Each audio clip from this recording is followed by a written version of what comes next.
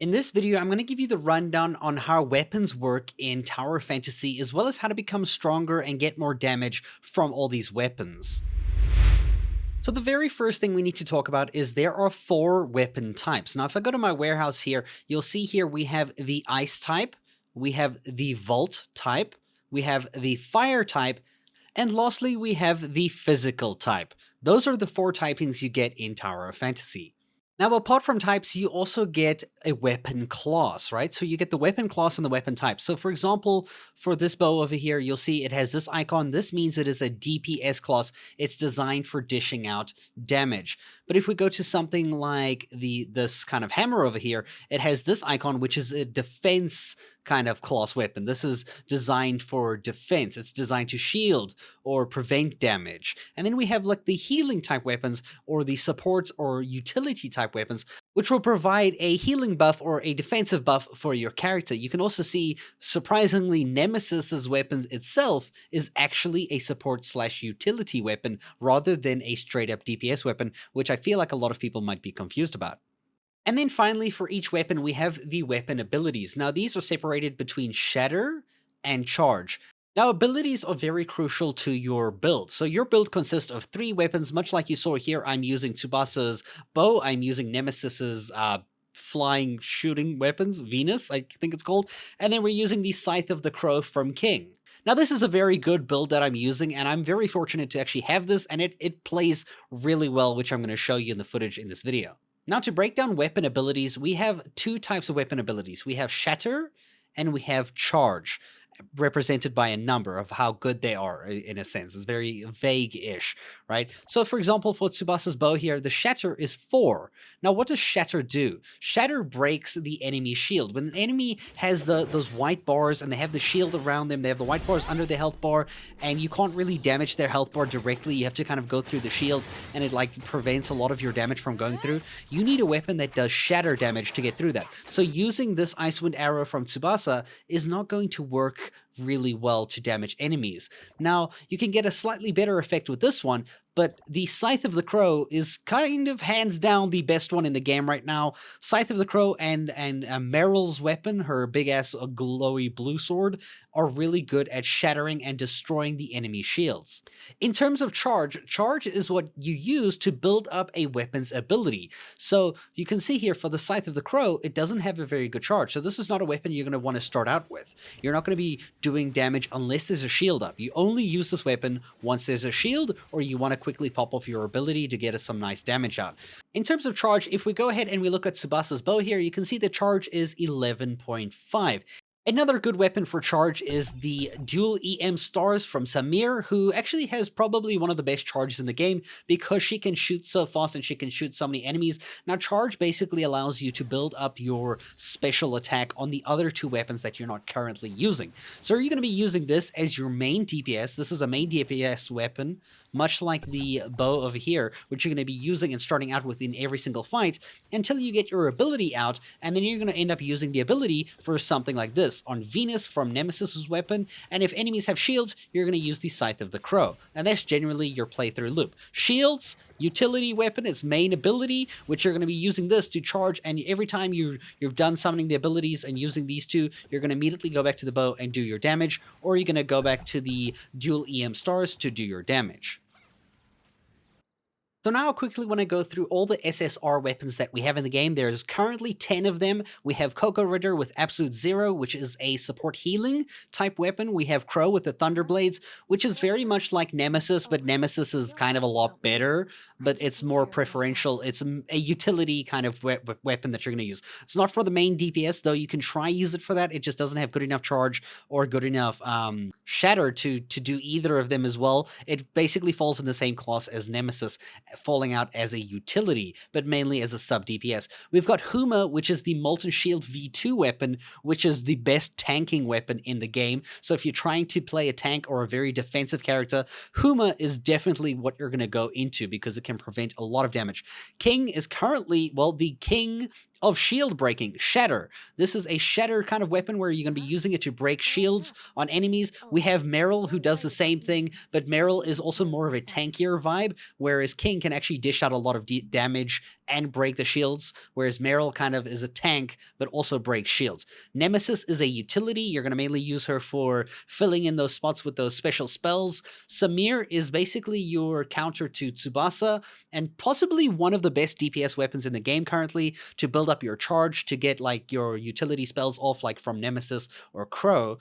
And it also is capable of shooting very fast and dealing very deadly damage to large groups. Shiro is a very sub DPS, kind of supporty, but like, you know, it's a lesser DPS versus Samir and Tsubasa. Tsubasa and Samir are currently the leading DPSs in the game with the best damage output and the best charge up that you can get. Tsubasa mainly has a focus on single target damage, whereas Samir is mainly like shooting a bunch of people many times. But I guess it's very situational, but Samir's usually regarded as the better one than Tsubasa, but Tsubasa is very close behind. And then we have Zero, which falls into the same kind of pool as Crow and Nemesis, where it's more used for the utility of the spells and the things that you get on it. It is, however, still something that is used in some really good teams.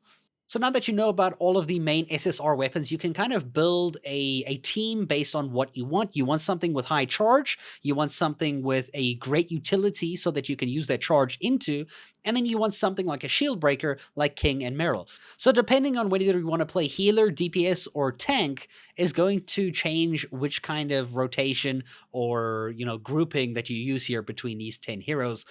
You also want to get away from the SR heroes because they're really not good. Even if you put like multiple stars into them, they just don't compete on the same level as SSR weapons with their abilities. Now that you know how to choose the weapons you want to play in a build, let's look at how to increase the damage of all your weapons since your enemies level up the same time you do. So when I'm level 36 right now, my enemies in the open world are going to be level 36 as well. So everything's going to get harder. So if I don't upgrade my stuff, I'm going to fall behind and get like, you know, damage capped by the enemies who are going to be too hard for me very quickly. So I'm going to show you how to level up your damage as much as you can right now. And let's look at all the ways to do that.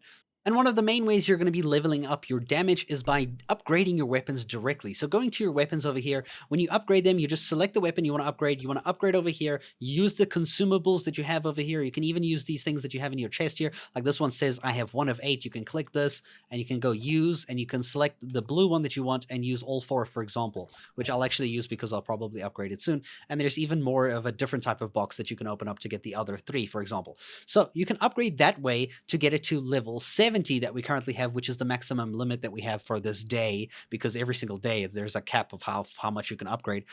Then you have advancement. Advancement is when you get the weapon multiple times. So if you manage to get like Tsubasa's bow here multiple times, you can increase the stars from like 1 to like from 0 stars to 1 star. This one is actually already upgraded to 1 star, which I was lucky enough to get this weapon twice. And each time you upgrade it here, it goes up immensely. Look at the difference between 1 star and 2 star. It goes from 279 attack to 358. This is insane. You also get a new passive, which increases the current weapon's attack growth rate by 16%. So upgrading the stars makes the weapon way better. So ideally, you want to stick with the weapons that you're going to be using for most of the game and try upgrade them until you have 6 stars in them. Now, apart from upgrading or advancing your weapons, we also have matrices which basically affect the weapon in a different way, right? So you add these matrices onto your weapon, don't ignore them, and also follow the types of things that you put on here. Currently, I'm using really garbage ones until we level 43, where we can unlock legendary ones by the week. We're just using here what makes sense. So for example, for Tsubasa's ice bow, we have this one over here, which actually has a 3 set piece, which increases the damage dealt by frost weapons by 6%. Now that means because I have the same one in all 3 slots with the same picture here, I have the 3 set piece, which gives me that 6% increase to my frost damage. And since I use a frost bow, 6% extra damage is a no-brainer. That's something that's going to change your game completely. If I look at Venus over here, this one has 3 pieces of this one over here. I actually have 4, in fact, but I only need 3. And this one gives us an increase to damage dealt by Vault weapons by 6%, and since it is a Vault weapon, 6% increase to all of its damage. And the same for the Scythe over here. We have these pieces over here, the one that looks like a little octopus kind of thing, like a Tentacruel from Pokemon, increases your damage dealt by flame weapons by 6%. They also have their own increases, like increasing your attack, your crit, your HP, as well as resistance. So these are quite a nice upgrade that you're going to need for your weapons, and you're going to want to keep these upgraded as high as you can. And when you get better qualities or better matrices later on in the game, you're going to want to swap them up and keep the set bonuses really active there, because that 6% or whatever bonuses you're going to get in the future are going to make a huge difference. You can also click the recommended matrix for each weapon here to see what you need for each one here. Now, you should know that your attack and your stats all go up when you level up, but there's also another thing that you need to level up as well, is called your suppressors. So on the screen over here, click your suppressors. Now, this you should be upgrading all the time. Now, this is linked to your combat score, which is the score of your gear that you're currently wearing. So mine, for example, right now is 8,895, and this is all according to everything that increases your damage, your weapons, your matrices, the upgrading of your weapons, the stars you have on the advancement of it, your equipment and everything. But we'll get there. So upgrade this as much as you can, because this will give you an increase to all the different things. So if we look at our overall stats that we get here, is 211 attack, 114 resistance, some HP, some crit, which makes a huge difference to how strong our character is. Now, if we hit the B key and we open up our character's backpack over here, you'll see there are equipment slots over here that you should have been equipping, like these different pieces of gear. Now, you can upgrade these slots. Now, you might be confused thinking you're upgrading the actual gear. For example, like you might think this pants is upgraded to number 5. In fact, it's actually the slot. So if I get a purple one and I put it in here, the 5 is still going to stay there. So you don't have to worry about like upgrading like bad pieces. So make sure you keep enhancing and upgrading these with these materials as much as you can, so that you have high levels here to get that small little increase from all of these, just to make you a little bit stronger.